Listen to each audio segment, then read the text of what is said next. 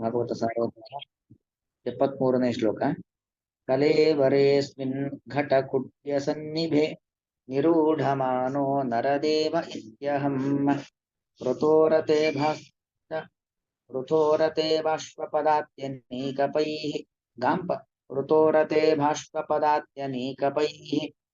ಗಾಂ ಪರ್ಯಟನ್ ಸ್ವಾಮಗಣಯ್ಯ ದುರ್ಮದಃ. ಕಲೇವರೆ ಅಸ್ಮಿನ್ ಘಟಕುಡ್ಯ ಸನ್ನಿಭೆ ನಿರೂಢಮಾನಃ ನರದೇವಃ ಇತಿ ಅಹಂ ವೃತಃ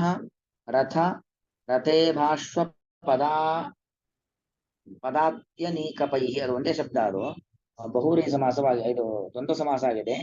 ರಥೇ ಬಾಷ್ವ ಪದಾತ್ಯನೀಕಪೈಃ, ರಥ ಇಭ ಅಶ್ವ ಪದಾತಿ ಅನೀಕಪ, ಹಾಗೆ ಪ್ರತ್ಯೇಕ ಪದಗಳು ಸೇರಿ ಒಂದು ಶಬ್ದ ಆಗಿದೆ, ದ್ವಂದ್ವ ಸಮಾಸ. ರಥೇ ಬಾಷ್ವ ಪದಾತ್ಯನೀಕಪೈಃ ಗಾಂ ಪರ್ಯಟನ್ ಸ್ವಾಂ ಅಗಣಯ್ಯ. ಪರ್ಯಟನ್ ಸ್ವಾ ಅಂತಿದೆ, ಅಲ್ಲಿ ನಕಾರ ಅನುಸ್ವಾರವಾಗಿ ಬದಲಾವಣೆ ಆಗಿದೆ, ಸಕಾರ ಆಗಮವಾಗಿ ಬಂದಿದೆ. ಗಾಂ ಪರ್ಯಟನ್ ಅಂತ ಬಿಡಿಸ್ಕೊಳ್ಬೇಕು. ಸ್ವಾಂ ಅಗಣಯ್ಯ ದುರ್ಮದಃ ಅಂದ್ರೆ ನನ್ನ ಪರಿಸ್ಥಿತಿ ಯಾವ ರೀತಿಯಲ್ಲಿ ಇದೆ ಅನ್ನೋದನ್ನ ಭಗವಂತ ಹೇಳ್ತಿದ್ದಾನೆ. ಘಟ ಕುಟ್ಯ ಸನ್ನಿವೆ ಅಸ್ಮಿನ್ ಕಲೇವರೆ. ಘಟ ಅಂದ್ರೆ ಒಂದು ಮಡಿಕೆ, ಕುಟ್ಯ ಅಂದ್ರೆ ಒಂದು ಗೋಡೆ, ಅದಕ್ಕೆ ಸದೃಶವಾಗಿರುವಂಥದ್ದು ಈ ಒಂದು ನನ್ನ ದೇಹ. ಒಂದು ಮಡಿಕೆಯಂತೆ, ಒಂದು ಗೋಡೆಯಂತೆ, ಅಂದ್ರೆ ಎಲ್ಲವೂ ಕೂಡ ಒಂದು ಮಣ್ಣಿನಿಂದ ನಿರ್ಮಾಣವಾದ ಒಂದು ಮಡಿಕೆ, ಗೋಡೆ, ಅದರಂತೆ ಅಷ್ಟೇ. ಮಣ್ಣಿನಿಂದ ನಿರ್ಮಾಣವಾದ ಗೋಡೆ ಇರಬಹುದು, ಒಂದು ಮಡಿಕೆ ಇರಬಹುದು. ಅದು ಶಾಶ್ವತ ಅಲ್ಲ ಅಲ್ವಾ? ಅದು ಶಾಶ್ವತ ಅಲ್ಲ, ಅದು ಯಾವತ್ತಾದರೂ ಕೂಡ ಹಾಳಾಗುವಂಥದ್ದು, ನಶ್ವರವಾಗಿ ಹೋಗುವಂಥದ್ದು. ಹಾಗಾಗಿ ಘಟಕುಟ್ಯಕ್ಕೆ ಸದೃಶ, ಸನ್ನಿಭ ಶಬ್ದಕ್ಕೆ ಸದೃಶ ಅಂತ ಅರ್ಥ. ಸದೃಶವಾಗಿರುವಂತಹ ಅಸ್ಮಿನ್ ಕಲೇವರೆ ನಿರೂಢಮಾನ ಅಂತ ಹೇಳಿದ್ರೆ ಅದರಲ್ಲಿ ನಾನು ನರದೇವ ಇತಿ ಅಹಂ ನಿರೂಢಮಾನ.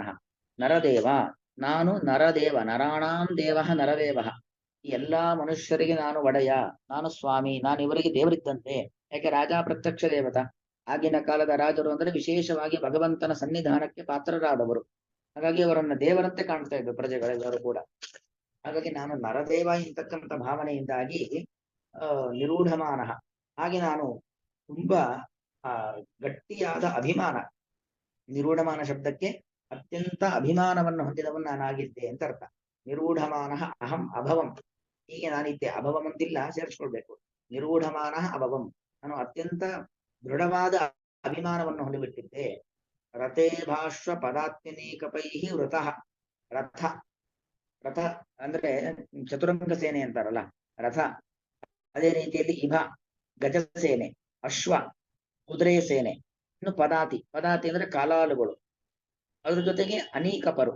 ಅನೀಕ ಅಂದ್ರೆ ಸೇನೆಯ ಒಂದು ಭಾಗ, ಅನೀಕಪರು ಅಂದ್ರೆ ಸೇನೆಯನ್ನ ಪರಿಪಾಲಿಸತಕ್ಕಂತ ವ್ಯಕ್ತಿಗಳು, ಸೇನಾ ನಾಯಕರು, ಸೇನಾ ಪರಿಪಾಲಕರು.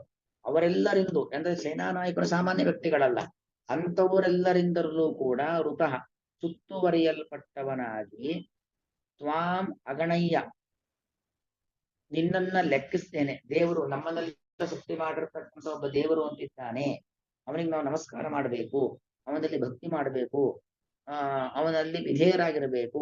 ಇದು ಯಾವುದನ್ನು ಕೂಡ ಲೆಕ್ಕಿಸಿದ್ದೇನೆ. ತ್ವಾಂ ಅಗಣಯ್ಯ ದುರ್ಮದ, ಕೆಟ್ಟ ಒಂದು ಅಹಂಕಾರವನ್ನ, ಮದ ಅಂದ್ರೆ ಅಹಂಕಾರ, ಕೆಟ್ಟದಾದ ಒಂದು ಅಹಂಕಾರವನ್ನು ಹೊಂದಿದವನಾಗಿ ಗಾಂ ಪರ್ಯಟನ್ ಇಡೀ ಭೂಮಂಡಲವನ್ನೆಲ್ಲ ಸುತ್ತದೆ. ಅಂದ್ರೇನು? ರಾಜನಾದ್ಮೇಲೆ ಏನೇನು ನನ್ನ ಪ್ರದೇಶಗಳಿದ್ದಾವೆ ಅದನ್ನು ನೋಡುವಂಥದ್ದು ಕರ್ತವ್ಯವೂ ಹೌದು, ವಿಲಾಸಿ ಜೀವನ. ಇಡೀ ಭೂಮಂಡಲವನ್ನ ಹೀಗೆ ವಿಲಾಸಿ ಜೀವನದಲ್ಲೇ ಕಳೆದೆ ಅನ್ನೋದನ್ನ ಇಲ್ಲಿ ಹೇಳ್ತಾ ಇದ್ದಾನೆ. ಇಲ್ಲಿ ಇನ್ನು ವಿಜಯಧ್ವಜರ ವ್ಯಾಖ್ಯಾನದಲ್ಲಿ ಕೆಲವು ವಿಚಾರಗಳು ಅಂದ್ರೆ, ಇಲ್ಲಿ ಕಲೇವರ ಮನುಷ್ಯರ ದೇಹವನ್ನ ಅಸ್ಮಿನ್ ಕಲೇವರೆ, ಈ ನನ್ನ ದೇಹದಲ್ಲೇ ಏನು ನರದೇವ ಇತಿ ನಿರೂಢಮಾನ. ನರದೇವ ರಾಜ ಎಂತಕ್ಕಂಥ ಅಭಿಮಾನ ನನಗಿತ್ತು ಅಂತ ಅರ್ಥ. ನರದೇವ ಶಬ್ದ, ಅದು ಕಲೇವರ ಶಬ್ದಕ್ಕೆ ಅರ್ಥ ಏನು ಅಂದ್ರೆ, ಇದು ಬಹುಶಃ ಹಿಂದೆನೂ ಹೇಳಿದ್ದೀನಿ ಕಾಣುತ್ತೆ, ಅಥವಾ ಬೇರೆ ಭಾಗವತ ಗೀತಾ ಪಾಠದಲ್ಲಿ ಹೇಳಿರ್ಬೋದು. ಕಲೇವರ, ಕಲೇಶು ವರಹ ಇತಿ ಕಲೇವರಹ ಅಂತ. ಕಲಗಳಲ್ಲಿ ವರವಾದದ್ದು ಕಲೇವರ. ಕಲ ಶಬ್ದಕ್ಕೆ ಅರ್ಥ ಏನು ಅಂದ್ರೆ, ಶುಕ್ರ ಶೋಣಿತಗಳ ಸಂಬಂಧದಿಂದ ಯಾವುದೆಲ್ಲ ಹುಟ್ಟುತ್ತೋ ಅದೆಲ್ಲ ಕಲ. ಅಂದ್ರೆ ಆ ಗಂಡು ಹೆಣ್ಣುವಿನ ದೇಹದ ಧಾತುಗಳಿಂದ ಅಂಡಾಣುಗಳು ವೀರ್ಯಾಣುಗಳು ಅಂತ ಏನ್ ಹೇಳ್ತೀವಿ, ಅವುಗಳಿಂದ ಹುಟ್ಟುವಂತಹ ಜೀವಿಗಳೆಲ್ಲರೂ ಕೂಡ ಕಲಗಳು. ಅದು ಪ್ರಾಣಿ ಇರಬಹುದು, ಪಕ್ಷಿ ಇರಬಹುದು, ಸರೀಸೃಪಗಳಿರಬಹುದು, ಎಲ್ಲವೂ ಕೂಡ ಹಾಗೆ ಗಂಡು ಹೆಣ್ಣಿನ ಮೇಲನದಿಂದ ಹುಟ್ಟುವಂತವುಗಳು. ಅದರಲ್ಲಿ ವರ ಶ್ರೇಷ್ಠವಾದದ್ದು ಕಲೇಶು ವರಹ ಇತಿ ಕಲೇವರಹ, ಅಂದ್ರೆ ಮನುಷ್ಯ ಶರೀರ ಎಂಬುವಂಥದ್ದು ಕಲೇವರ. ಅದು ಕಲೇಶು ವರಹ, ಈ ಶುಕ್ರಶೋಣಿತಗಳ ಸಂಬಂಧದಿಂದ ಹುಟ್ಟುವಂತ ಒಂದು ಜೀವಿ ಸಮುದಾಯಗಳು ಅಂತ ಏನೇನಿದ್ದಾವೆ ಅದೆಲ್ಲದರಲ್ಲೂ ಕೂಡ ಅತ್ಯಂತ ಶ್ರೇಷ್ಠವಾಗಿರುವಂಥದ್ದು ಈ ಒಂದು ಮನುಷ್ಯ ಶರೀರ. ಆದ್ರೆ ಅದನ್ನ ನಾನು ಆಲೋಚನೆ ಮಾಡಿದ್ದು ಕಲೇವರ ಅಂತ ನಾನು ಆಲೋಚನೆ ಮಾಡೇ ಇಲ್ಲ. ಅಂದ್ರೆ ನೋಡಿ, ಆಲೋಚನೆ ಮಾಡಿದ್ದಕ್ಕೆ ಅಲ್ವಾ ಕಲೇವರ ಶಬ್ದ ಪ್ರಯೋಗ ಮಾಡಿದ್ದು. ಅಂದ್ರೆ ಈ ಮನುಷ್ಯ ಶರೀರ ಎಷ್ಟು ಶ್ರೇಷ್ಠವಾದದ್ದು, ಇದನ್ನ ನಾವು ಯಾವುದಕ್ಕೆ ಬಳಸ್ಕೊಳ್ಬೇಕು, ಯಾವುದಕ್ಕೆ ಬಳಸ್ಕೊಳ್ಬಾರ್ದು, ಇದನ್ನ ಬಳಸ್ಕೊಂಡು ನಾವೇನ್ ಕಾರ್ಯ ಮಾಡಬೇಕು ಎಲ್ಲ ಅವನಿಗೆ ಗೊತ್ತು. ಮುಚುಕುಂದ ರಾಜನಿಗೆ. ಸರಿ, ಯಾರು ಹಾಗಿರೋದಿಲ್ವೋ ಅವರ ಪರವಾಗಿ ನಿಂತು ಮಾತಾಡತಕ್ಕಂಥ ಮಾತುಗಳು. ಹಾಗಾಗಿ ಕಲೇವರ ಶಬ್ದಕ್ಕೆ ಅರ್ಥ ಏನಂದ್ರೆ ಶ್ರೇಷ್ಠವಾದ ಶರೀರ ಅಂತ ಅರ್ಥ.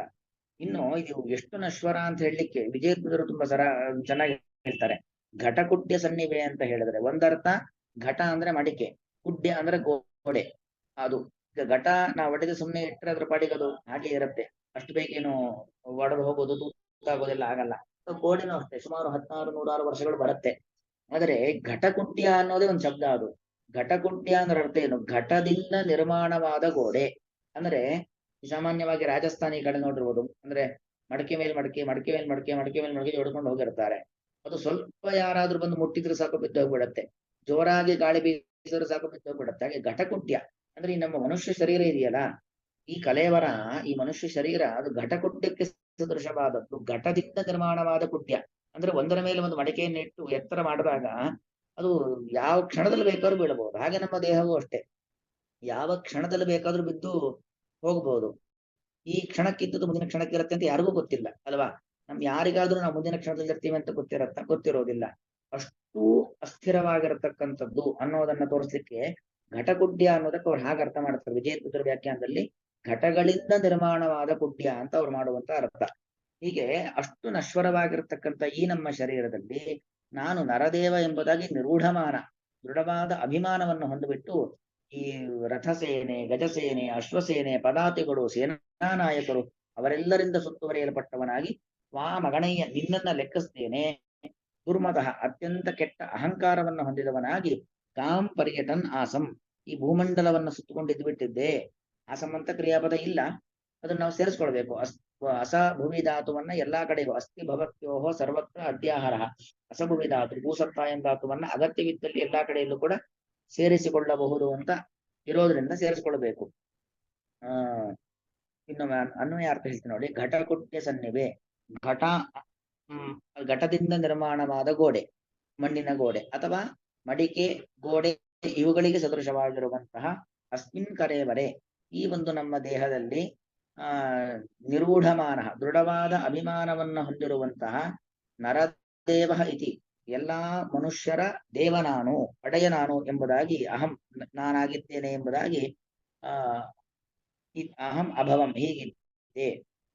ರಥೇ ಬಾಷ್ವ ಪದಾತ್ಯನೇಕಪೈಹಿ, ರಥಸೇನೆ, ಗಜಸೇನೆ, ಅಶ್ವಸೇನೆ, ಪದಾತಿಗಳು, ಸೇನಾ ನಾಯಕರು ಇವುಗಳಿಂದಾಗಿ ಋತಃ ಸುತ್ತುವರೆಯಲ್ಪಟ್ಟವನಾಗಿ, ಕಾಂ ಪರ್ಯಟನ್ ಭೂಮಂಡಲವನ್ನ ಸುತ್ತುವರಿಯುತ್ತಾ, ತ್ವಾಂ ಅಗಣಯ್ಯ ದುರ್ಮತಃ ಕೆಟ್ಟ ಅಹಂಕಾರವನ್ನು ಹೊಂದಿದವನಾಗಿ, ತ್ವಾಂ ಅಗಣಯ್ಯ ಎಲ್ಲರ ಒಳಗೆ ಇರುವಂತ ನಿನ್ನನ್ನು ಅಗಣಯ್ಯ ಲೆಕ್ಕಿಸದೆ, ಅಹಂ ನಾನು ಆಸಂ ಇದ್ದೆ, ಈ ರೀತಿಯಲ್ಲಿ ನನ್ನ ಜೀವನವನ್ನ ವ್ಯರ್ಥವಾಗಿ ಕಳೆದು ಬಿಟ್ಟೆ ಅಂತ ಮುಗುಚುಕುಂದರಾಜ ಹೇಳುವಂಥದ್ದು.